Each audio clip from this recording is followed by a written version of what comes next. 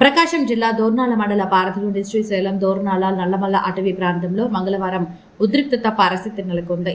వేగంగా ప్రయాణిస్తున్న వాహనాలను తనిఖీ చేసి జరిమానాలు విధిస్తున్న సమయంలో అటవీ శాఖ అధికారులు మరియు వాహనదారుల మధ్య వాగ్వాదం చోటు చేసుకుంది. కొంతసేపు మాటల యుద్ధంగా మారిన ఈ ఘటన స్థానికంగా చర్చనీయాంశంగా మారింది.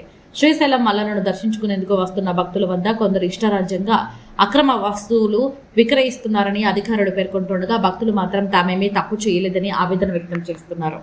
అటవీ శాఖ అధికారులు, వాహనదారులు పరస్పరంగా శాంతియుతంగా సమస్యను పరిష్కరించుకునేందుకు ప్రయత్నిస్తున్నట్టు సమాచారం.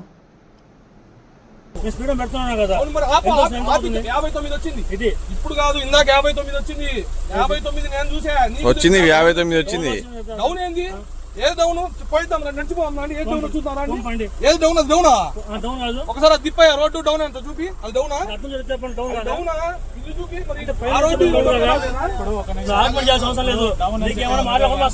మాట్లాడుకోండి. ఫోన్ చేయండి, మాట్లాడు. నెంబర్ చేసుకో. ఫోన్ చేయరా.